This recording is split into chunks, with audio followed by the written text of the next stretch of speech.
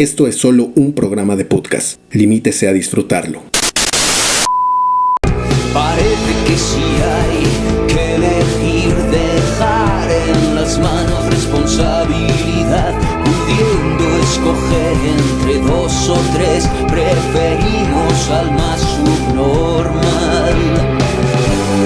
Nada ocurre por casualidad, no puede un retrasado mental estar al frente de todo. Esta canción la hemos escogido específicamente para este momento, para este podcast en específico, porque yo no podría estar más de acuerdo en que nada ocurre por casualidad y no puede un retrasado mental estar al frente de todo. Obviamente para muchos ya sabrán que es una canción por la voz notarán que es una canción de Enrique Bunbury. A mí la verdad me gusta mucho este artista y precisamente por eso conozco, digamos, que toda su discografía, ¿no? Entonces luego pensé en esta canción y dije, esta es adecuada para ponerla, ¿no? Se llama En Bandeja de Plata y la pueden encontrar en el disco Expectativas, lanzado en el 2017, donde en todo ese disco, es decir, en todas esas canciones, podemos ver realmente lo que está ocurriendo, ¿no? En estos tiempos, 2017, 18, 19, 20. Y yo me atrevo a decir que todo lo que va a ocurrir, ¿no? Al final de cuentas es como un disco como de protesta social. Le doy la bienvenida a Patricia Montalvo. ¿Cómo estás? Hola, pues bastante emocionada de hablar de este tema. Por si no saben, bueno, este tema nos lo pidieron en Facebook, precisamente, en alguno de sus comentarios. Y bueno, aquí estamos para aclararles esas dudas, ya que quedamos como unos verdaderos payasos nuestro podcast de la semana pasada. Pues, no sé, yo creo que va a ser como, ¿qué será? Como la vergüenza de nuestros podcasts, no sé cómo definirlo. Quedamos verdaderamente como unos auténticos payasos, nosotros bien emocionados y súper felices diciendo que todavía existía ese poquito de esperanza en un estado de derecho en México, y bueno, pues resultó que siempre no. Pero precisamente de eso vamos a platicar el día de hoy, ¿no es así? Efectivamente. No, yo no creo que nosotros hayamos quedado como payasos. Quien quedó como payaso es la Suprema Corte de Justicia de la Nación al sucumbir y entregar literalmente en bandeja de plata la división de poderes y la, pues digamos, entre comillas, autonomía del Poder Judicial. Pero aquí estamos nosotros para explicarles un poquito acerca de todo esto. Vamos a tratar de no ser tan técnicos, pero es que es inevitable, ¿no? Vamos a hablar de procedimientos contenidos en la Constitución y por ende pues son leyes, por ende son cuestiones de derecho y lamentablemente el derecho tiene muchos tecnicismos, pero vamos a tratar de hacerlo lo más simple y entendible posible para que sobre todo ustedes reflexionen y entiendan nuestra postura al respecto y por qué es un hecho bastante trágico para nuestra vida democrática. Así es, pero ¿qué te parece si antes de iniciar vamos a unos comerciales? Y bueno amigos, ya estamos de regreso. Pues ya vamos al grano, ¿no, Pati? Toda esta fiebre de la consulta popular y todo esto no tiene origen en el sexenio de este presidente, ¿no? Bueno, en lo futuro le diré don dictador, ¿no? Entonces, no tiene origen con don dictador, sino con Felipe Calderón. En su sexenio, es decir, 9 de agosto del 2012, se hace una publicación en el Diario Oficial de la Federación, donde se adicionan varias fracciones del artículo 35. Y en una de ellas, específicamente la octava de la Constitución, estoy hablando de la Constitución obviamente, se crea la figura de la consulta popular y nos enumera ciertas pues cuestiones que se pueden decidir y ciertas cuestiones que no se pueden decidir mediante una consulta popular, ¿no? Y los procedimientos para que ésta se lleve a cabo. Así es, bueno, nos establece eso, pero de manera muy general. Así es como funciona la Constitución, ¿no? Da pauta para que se creen las leyes que van a regular este tipo de situaciones, como es la consulta popular. En el año 2014 fue cuando precisamente tenemos la Ley Federal de Consulta Popular. Efectivamente, se tardan 2 años en crear la ley, ¿no? Digamos, la Constitución lo enuncia y ya una ley especial o un código especial se encarga de darle cuerpo a todo eso que dice la Constitución. Imagínense la Constitución como yo que sé, ¿no? Como un pulpo, ¿no? Y la Constitución es la parte de la cabeza y todo eso, y las demás leyes son los tentáculos, ¿no? Que se tienen que derivar de él, o bueno, de ella, ¿no? De la Constitución. Entonces, más o menos imagínense algo así, ¿no? Como algo en la cúspide y de ella salen ramificaciones. Pero bueno, cabe decir que esta consulta pues sí es constitucional, es decir, digamos, lo que nosotros decíamos no era que no se pudiera hacer, sino que la pregunta o la materia de la consulta como tal es inconstitucional. Eso es lo que nosotros estábamos diciendo. Y además caería en ese absurdo, ¿no? ¿Cómo vas a preguntarle al pueblo, a la ciudadanía, si tales hechos son delitos o no? O sea, si cometieron algún delito, lo lógico, lo jurídicamente correcto es que se enjuicien a esas personas, ¿no? A cualquiera que cometa algún delito, pues se le enjuicia y va a preso. Punto. Así funciona esto. Ajá, efectivamente. Entonces, en verdad, ese era el absurdo. Si se supone que hablamos de delitos, ¿por qué consultar al pueblo para eso? Es decir, ¿sería tan absurdo como preguntarle al pueblo, ¿matar a alguien es un delito? La materia no era procedente, más que el hecho de que se nombraran a los expresidentes y eso dañara su presunción de inocencia, era por esta situación, por la materia. Sí, sin lugar a dudas, digamos, para que lo tengan más claro, la Constitución se divide en dos partes, ¿no? Generalmente. La parte dogmática, que es la parte que contiene todos los derechos a los cuales nosotros tenemos acceso por el simple hecho de pisar el territorio o ser mexicanos. Y también la parte orgánica, ¿no? Y en la parte orgánica se detalla toda la forma en la que funciona nuestro país, ¿no? Que estamos constituidos en una república federal, laica, demócrata y todo este tipo de cuestiones, ¿no? Y cómo va a funcionar el Estado. A lo que vamos es que no puedes hacer de consulta popular los derechos humanos y las garantías constitucionales consagradas en la Constitución, como lo acabas de mencionar. O sea, no vamos a preguntar si vamos a aplicar la pena de muerte, porque eso es contrario a derechos humanos, ¿no? Claro. Y si ustedes leen la Constitución, ahorita los invito, o sea, si pueden, si quieren, si se les da la gana, échenle un ojo al artículo 35, especialmente a la fracción octava, ¿no? Que es cuando dice que es nuestro derecho votar en las consultas populares sobre temas de trascendencia nacional o regional, ¿no?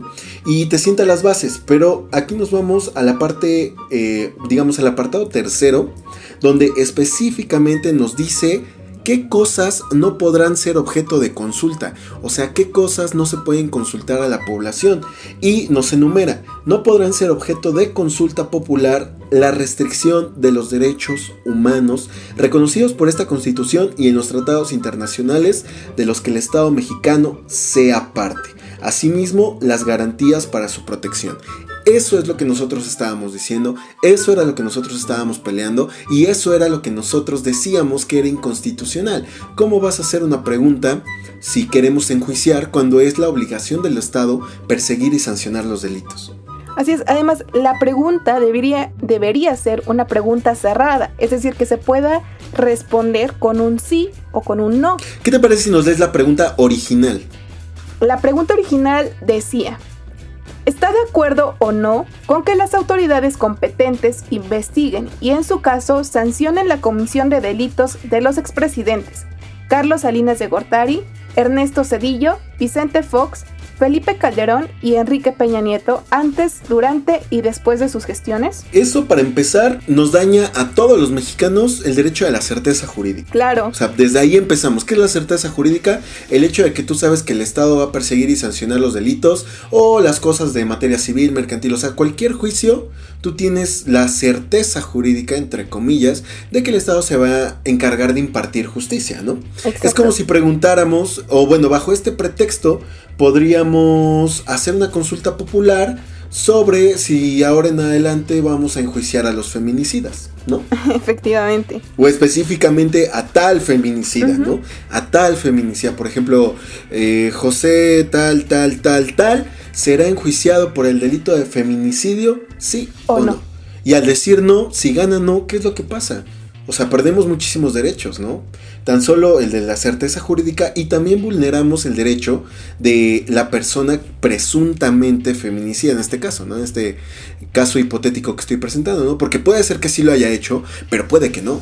Efectivamente, y además su derecho de audiencia, ¿no? Que el ser oído y vencido en juicio. Sí, efectivamente. Entonces, en realidad esa era más bien nuestra lucha en contra de esta consulta. ¿Por qué no nos lees la pregunta como quedó? Bueno, antes de esto yo quiero que entiendan ustedes ¿por qué la Constitución, bueno, más bien, por qué la Suprema Corte de Justicia de la Nación es la que decide, ¿no? Porque simplemente así lo marca la Constitución. Punto, se acabó. O sea, digamos, pues sí, no, es que a lo mejor nos dicen, es que ustedes son muy cuadrados. Pues sí, pero ¿se puede hacer o no se puede hacer? Así sí, ¿y cómo se puede hacer, no? Esa es la pregunta de cajón que todo abogado se tiene que hacer, ¿no? ¿Esto es legal o no es legal? Entonces vemos que realmente se sientan las bases para hacer la consulta, ¿no? Y nos dice la Constitución que las consultas serán convocadas por el Congreso de la Unión a petición de, y enumera, el presidente de la República, el equivalente al 33% de los integrantes de cualquiera de las cámaras del Congreso de la Unión, es decir, senadores o diputados, o los ciudadanos, en un número equivalente al menos al 2% de los inscritos en la lista nominal, es decir, todas las personas que pueden votar, ¿no? Acuérdense que hubo una, ¿cómo decirlo? Una petición de firmas, ¿te acuerdas? No se juntó. Sí, claro. Exacto, y eso es algo que me gustaría enfatizar también. O sea, si se supone que Andrés Manuel ganó y él se ha jactado de presumir que por el respaldo del pueblo y demás, lo cierto es que no juntó el 2% de firmas que se le pedían para presentar esta iniciativa. Y entonces él tuvo que que usar su facultad de petición y hacer él mismo la iniciativa y mandarla al Congreso. Exactamente, porque acuérdense que se los acabo de decir. ¿Quiénes pueden presentar esto? El presidente. El presidente de la República, los senadores o los diputados o los ciudadanos. Se intentó justificar que el pueblo era el que quería que se hiciera la consulta, no se pudo, no juntaron las firmas. Bueno, entonces ¿qué hacemos? Pues yo, el presidente, también puedo presentarla, la presento, ¿no? Una vez que se presenta, quien la convoca, o sea, quien convoca esta consulta es el Congreso de la Unión. Específicamente también en la parte tercera del artículo 35, en el apartado tercero, nos dice que la Suprema Corte de Justicia de la Nación resolverá previo a convocatoria de quien realice, digamos, para no hacérselas larga, la Suprema Corte tiene que decidir la materia de la consulta, si es constitucional o si es inconstitucional. Entonces, digamos, Andrés Manuel hace la propuesta, hace la pregunta, la manda al Congreso. El Congreso tiene la obligación de turnarla a la Suprema Corte de Justicia de la Nación para que ellos le den luz verde a esa pregunta a la luz de la misma Constitución y decir si es constitucional o no es constitucional, ¿sale? Entonces, por eso se esperaba la resolución de la Suprema Corte. Hay que recordar también que la Suprema Corte funciona en pleno o funciona en salas, pero en eso no nos vamos a meter. Hay 11 ministros, ¿no? Así es. Y precisamente es un número non para que pueda haber una diferencia de votos y se pueda decidir o no. Se le turna el proyecto a un ministro, es decir, de los 11 que hay, se designa a uno para que él analice el caso, haga un proyecto de, ¿cómo decirlo?, de sentencia, por así decirlo, ¿no? Que analice todo, que lo revise y que haga una expresión de motivos del por qué él cree que sí es constitucional o él cree que es inconstitucional. Así se hizo, y lo que nosotros les leímos hace 8 días es precisamente el proyecto, ¿no? Donde decía que era inconstitucional. Ahora, con ese proyecto se hace una audiencia en pleno, es decir, los 11, y votan si están a favor del proyecto o no. O sea, eso es lo que pasó. Y que al final precisamente fue aprobada o fue acreditada como constitucional porque se hicieron algunas correcciones en la pregunta y otros ministros estaban en desacuerdo con que fuera constitucional, repito, por lo mismo que nosotros decíamos, ¿no? No se puede cuestionar sobre la impartición de justicia, simplemente se imparte y punto, porque así está escrito. Sí. Ahora sí, yo creo que ¿nos des la pregunta? Sí, ¿no? Entonces, ya habíamos dicho cuál era la pregunta, digamos, primaria, donde señala a la gente específicamente, ¿no? Carlos Salinas de Gortari, Vicente Fox, Calderón y Peña, ¿no? Entonces, eso es inconstitucional a la luz de la Suprema Corte, y ellos modifican la pregunta para que se pueda hacer, ¿no? Y la pregunta queda de esta manera: ¿estás de acuerdo o no en que se lleven a cabo las acciones pertinentes con apego al marco constitucional y legal para emprender un proceso de esclarecimiento de las decisiones políticas tomadas en los años pasados por los actores políticos encaminados a garantizar la justicia y los derechos de las posibles víctimas. Sé que suena como un trabalenguas, pero o algo que realmente cualquier persona no tendría no entendería completamente, claro, ¿no? Y es que también ese va a ser un problema, ¿no? Claro. Porque cuando tú le presentes esta pregunta a la gente en general, no vas a saber de lo que estás hablando, ¿no? Lo único que van a entender es lo que les han dicho los medios de comunicación y lo que se ha encargado de difundir el mismo presidente, ¿no? ¿Quieres enjuiciar a los expresidentes, sí o no? Pero es que esta pregunta va más allá, ¿no? O sea, tiene cosas que me gustaría analizar, me gustaría tratar de explicar para que podamos hacer una buena decisión si es que van a ir a votar, ¿no? En este tipo de cosas. Y ahorita vamos a entrar a esto. Lo primero que me gustaría resaltar es que dice tomadas en los años pasados por los actores políticos. O sea, en resumen, esta pregunta da pauta para que también se pueda investigar a Andrés Manuel.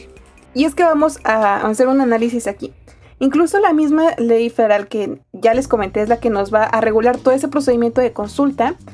Establece que cuando se realiza una consulta y si se obtiene la votación por al menos el 40% de las personas que estamos en la lista nominal, entonces este criterio o esta consulta va a ser aplicable durante los 3 años siguientes, va a tener vigencia. Entonces esto abre bien el parteaguas o da apertura a esta situación a que en algún momento se puede enjuiciar al mismo Andrés Manuel López Obrador. Y yo creo que es que estamos metiendo varias cosas aquí, ¿no? Lo que acabas de decir, también podemos concluir que si tenemos el 39% de participación de la lista nominal, no va a surtir efectos esta pregunta. Esta consulta. Y si tenemos el 40 o más, entonces sí va a surtir efectos. Así es. Es un arma de doble filo. Aquí hay otra cuestión que me gustaría resaltar. Y es que a la par de que se hace esta iniciativa, se propone esta consulta ciudadana, también el diputado Pablo Gómez de Morena propone una ley de amnistía para expresidentes, que consiste en lo mismo, en una consulta popular en que se le pregunte al pueblo si perdonan o no a determinado expresidente. Me parece bastante interesante por esta situación. Si bien no estaba como tal previsto en la primera pregunta cuando se mencionaba a los expresidentes que pudiera existir el juicio a Andrés Manuel, sí se previó que pudiera pasar esta situación, ¿no? Que en el momento en el que se enjuicia a esos expresidentes, también va a llegar la oportunidad para enjuiciar al mismo Andrés Manuel. Y para evitar que llegue esa situación, surge esta ley de amnistía para expresidentes. Y también la consulta, o más bien la pregunta como tal, realmente es inútil. ¿Por qué? Porque inicia con ¿estás de acuerdo o no? Así de simple. Y el estar de acuerdo o no es un impedimento para que puedas hacer o no puedas hacer ciertas cosas. Efectivamente. No sé si me doy a entender, ¿no? O sea, da igual lo que quiera el pueblo, si al final de cuentas no es obligatorio, porque simplemente es ¿estás de acuerdo o no? Es como si yo te pregunto, ¿estás de acuerdo en pagar impuestos? No, pero los tienes que pagar. Claro. O sea, te jodes, o sea, nada más es como para ver, sí, ¿están de acuerdo? Sí. Pues, ¿saben qué? No. ¿O están de acuerdo? No. Pues entonces sí. O sea, realmente la pregunta no tiene repercusiones en... Bueno, o sea, como está planteada la pregunta, me da la impresión de que simplemente es un teatrito más. A los que estamos acostumbrados, ¿no? Como por ejemplo lo del juicio de Lozoya, que ya no se dijo nada. Como por ejemplo, ¿qué otro teníamos? El avión presidencial que se iba a rifar, pero que no se va a rifar, pero que aún vamos a vender. Se va a vender. ¿No? Entonces ahorita es lo mismo, ¿no? Hacemos una consulta, gastamos 8,000 millones de pesos, ¿no? Que es más caro de lo que supuestamente se pagó por el avión.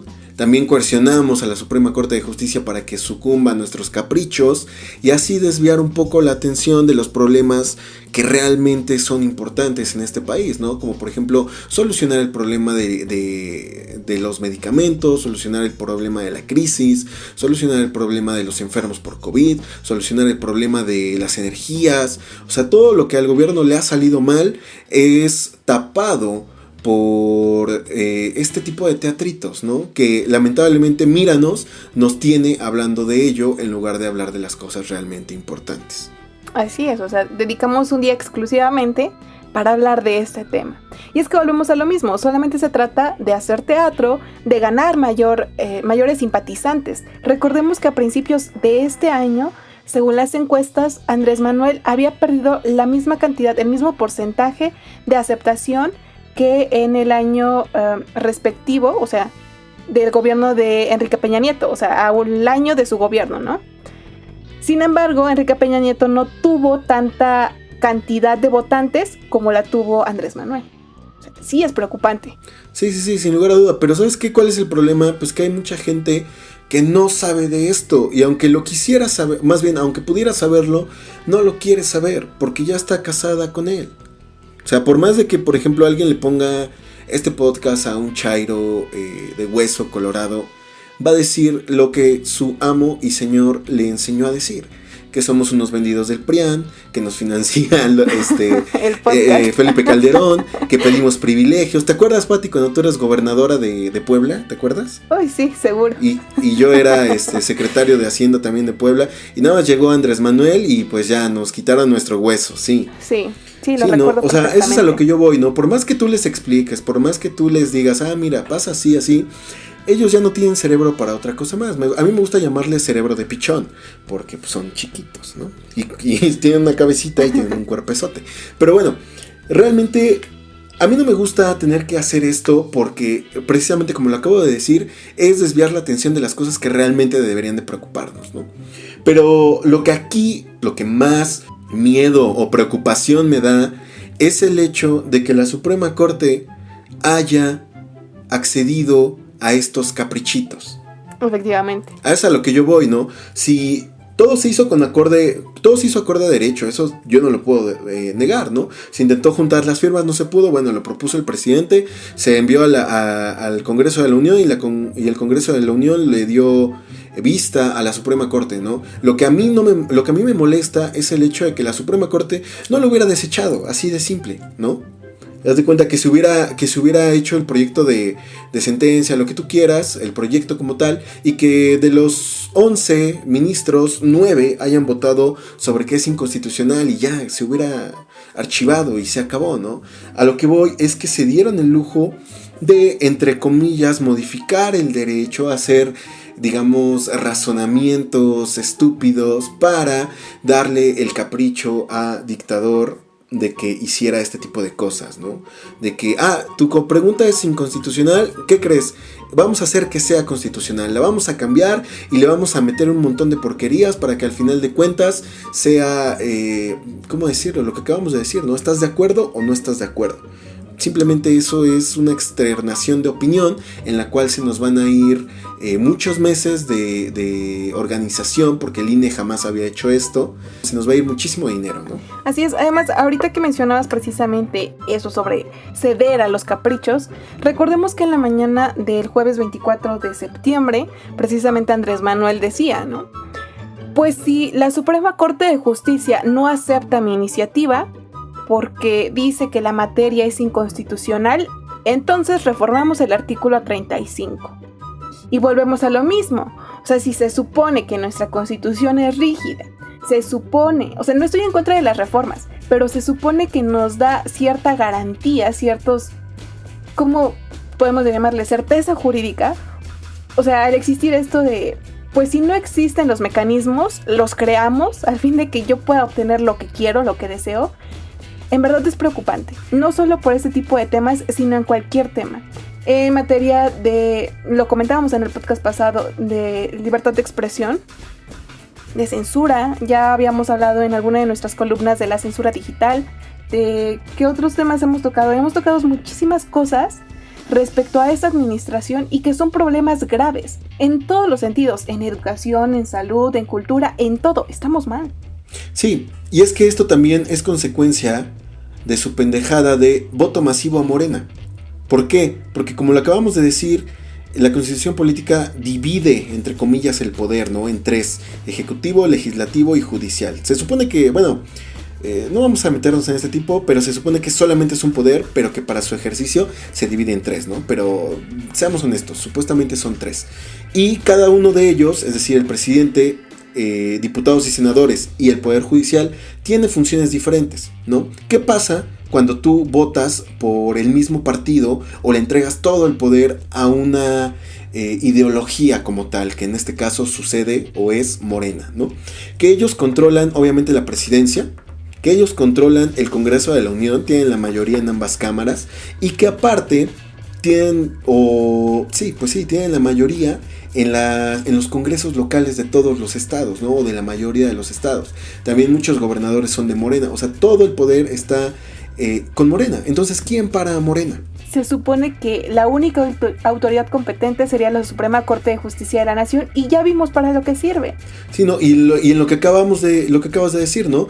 Lo que dijo Andrés Manuel, ¿no? Si no lo aprueba la Suprema Corte, modificamos la ley. No podría modificar la ley si la mayoría del Congreso no fuera lo tuviera la oposición, por así decirlo, ¿no? O que a lo mejor no la mayoría, pero que sí existiera un contrapeso para que quienes estén en contra de las políticas estúpidas de don dictador le pusiera un freno y no avanzaran sus iniciativas. Eso es el ejercicio del poder, más bien la división de poderes, y eso es el contrapeso, ¿no? Pero es que no existe un contrapeso. Un contrapeso. Y por eso mismo este señor se cree con toda la autoridad y bueno, la tiene para decir, pues si no es así, modifico la Constitución, modifico las leyes y lo hacemos así. Porque él puede, porque tiene la mayoría y porque le asusta perder la mayoría en el 2021. Efectivamente, hay que tener cuidado. En verdad, en adelante nada me sorprendería. De las decisiones que se tomen tanto en el Congreso como en la Suprema Corte, nada me sorprendería. La verdad es que es un hecho trágico, ¿no? Porque para empezar, pues ya vimos que el Poder Judicial no es tan independiente, no es tan autónomo como supuestamente se nos creía, o más bien se nos hacía creer. También ya vimos que la política, es decir, todas las intenciones del gobierno en turno pesan más que las mismas leyes, en este caso la Constitución, porque pues se la sacaron como pudieron para hacerla constitucional.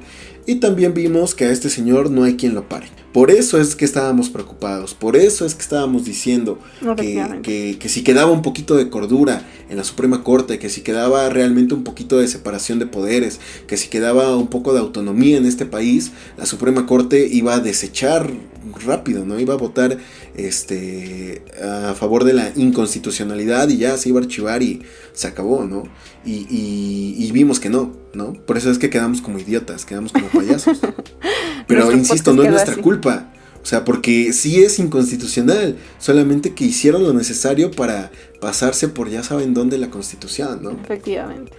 ¿Qué podríamos decir en conclusión? Sí se siguieron las reglas, o sea, las reglas que establece la Constitución para la consulta popular, sí se llevaron a cabo de manera correcta, pero la que falló aquí fueron los ministros, ¿no? Sí, efectivamente. Pusieron en tela de juicio el Estado de Derecho. Pero ¿qué es inconstitucional? Lo hacemos constitucional, ¿cómo que no? Sí, efectivamente, tenemos mayoría en el Congreso, tenemos mayoría en el Senado, ya sometimos un poquito al Poder Judicial. Y el próximo año le vamos a quitar la autonomía al INE y lo vamos a hacer ahora también como era en los 70s, parte de la Secretaría de Gobernación, y a ver quién nos quita el poder, ¿no? Efectivamente, abusados aquí porque precisamente este tipo de caprichitos, después si el señor todavía tiene vida y se le ocurre reelegirse o poner a alguien en el poder porque se le antoja simplemente, pues no le queda de otra más que reformar la Constitución y hacerlo. Nosotros estamos a favor de que se respete la Constitución, de que realmente haya una representación, digamos, pluricultural en el Congreso de la Unión, que se respeten la división de poderes, los contrapesos, todo, o sea... Y que en realidad voten por personas, no por partidos, por el que ven ahí, que es la cara del partido, en este caso por Andrés Manuel como Morena. O sea, que realmente haya una discusión, que realmente haya una democracia, que realmente se propongan leyes, se voten, se discuten y no simplemente se pasen porque el presidente lo ordena, ¿sí me entienden? O sea, que realmente se estudien a fondo y se voten, que haya discusión y que al final de cuentas la democracia es esto, ¿no? Inclusive también lo que estamos viviendo ahorita. Oponernos, por ejemplo, a la consulta popular, tener diferentes maneras de pensar, diferentes maneras de escribir, o nosotros aquí hablando, es parte del ejercicio democrático, es parte de la democracia misma, disentir, estar en contra, estar a favor, apoyar, con argumentos, no agredir, jamás agredir, pero sí defender tu punto de vista con argumentos lógicos y en beneficio de la mayoría, ¿no? Eso es la democracia. Sí, no permitan que eso siga sucediendo en México, no una vez más. Ya lo vivimos con el PRI, que no suceda ahora con Morena. Con eso es con lo que quiero cerrar el podcast, no sé si quieras agregar algo más. Yo creo que nada más que nos escuchen el sábado o el miércoles o no sé cuándo hagamos otro. Pues bueno, mi nombre es Fernando Cortés, me pueden encontrar en Twitter como @CortésFernando_, Cortés con S, todo junto, @CortésFernando_. Yo soy Patricia Montalvo, me encuentran en Twitter como @PatMontalvo, Pat con doble T y Montalvo con V. Nos vemos el sábado. Adiós.